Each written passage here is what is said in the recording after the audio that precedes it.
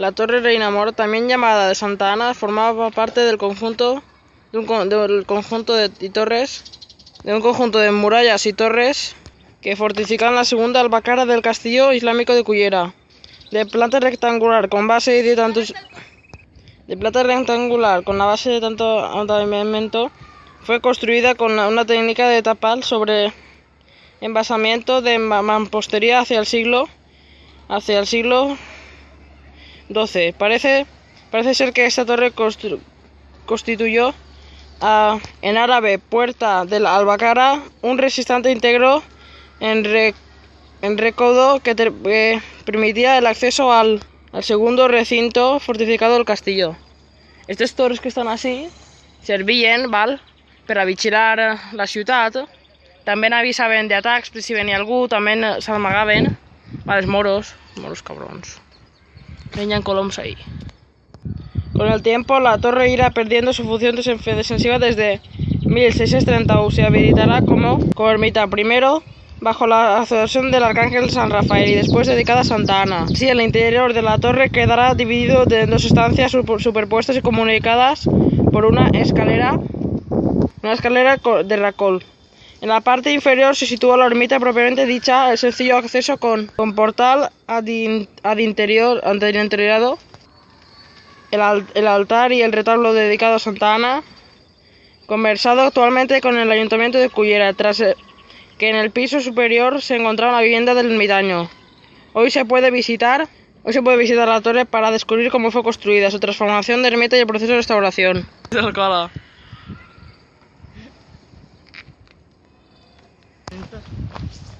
Anem a fer la ruta d'Albacar. Ja hem arribat a la Torre Miranda. Ja estem així a la Torre Miranda i la Torre del Racó quasi. Aquestes torres servien per a vigilar i per a avisar també dels atacs quan venia el pirata d'Aragut.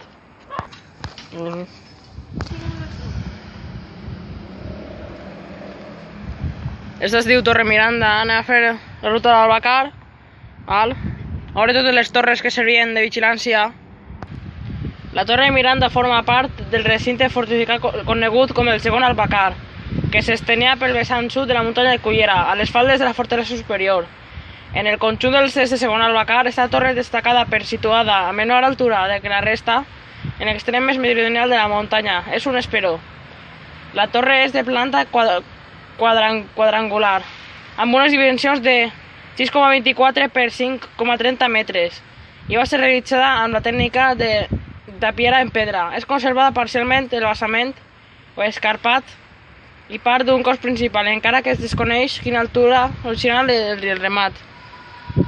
Es tracta d'una torre que estava oberta a l'interior de la muntanya emmurallada, a través de la qual s'accedia mitjançant una plataforma prèvia condicionada a l'efecte. Es desconeix si va tindre pisos com s'accedia a la coberta. Molt probablement es va coronar amb merlets, igual en les seues coetes, tot i que no se van consumat les restes. S'eleva sobre un basament cimentat a la seva pròpia roca.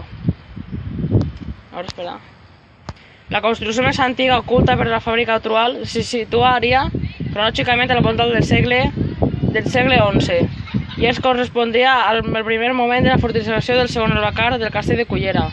Per altra banda, les restes d'esta última fase constructiva es podrien datar en el segle XII, per dominació d'Almonaxe, relacionat amb les torres octogonal i de Salut. Anem a la Torre del Racó. La Torre del Racó de la Salut forma part del recinte fortificat conegut com el segon Albacar, que s'estenia pel vessant sud de la muntanya de Cullera, a les faldes de fortalesa superior. Esta torre està alçada amb la tècnica de tapiera, en este cas del tipus de maçoneria encaixonada, també anomenada tapia de pedra. Presenta secció rectangular i una altura màxima de 15,50 metres. Es tracta d'una torre que, a diferència de resta de torres d'Albacar, no es trobava oberta a l'interior de la zona emmurallada. La Torre del Racó es va erigir sobre un basament cimentat a poca pròpia roca, realitzant la fàbrica de maçoneria i argamassa, i el qual és tota una superfície amb escarpada defensiva. També es va construir una muralla persistent. Aquestes torres que estaven totes per vigilar i per avisar dels atacs, perquè així estava el pirata d'Aragut, va vindre en barcos, malament de Marcos fent les torres per amagar-se, per vigilar, per avisar quan venia un atac també. Tota aquesta història del castell i les torres també és això. Tot això dels segles tot.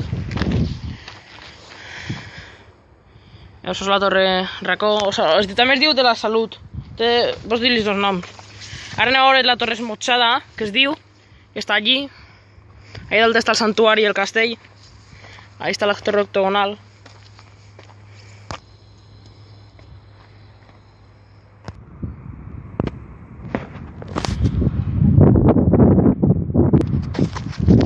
Ahora estem així en la muntanya.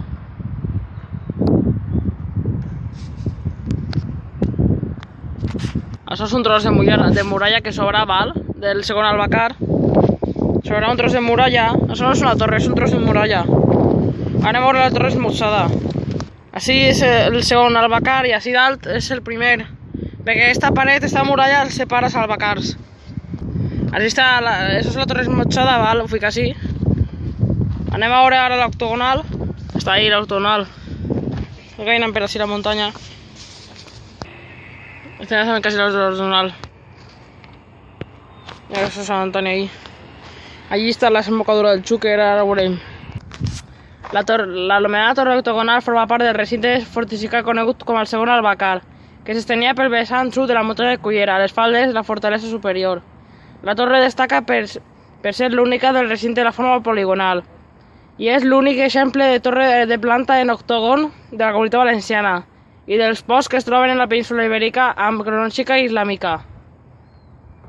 És la torre octogonal, anem a veure el castell i el balcó. La torre octogonal per dins. El castell. Això és la plaça de Sant Antoni. La isla de Pensamientos antes una isla fa un anys segles. Això és la desembocadura del Xúquer, això veieu? La desembocadura del Xúquer. Tot això antes eren terrenys de ronxers.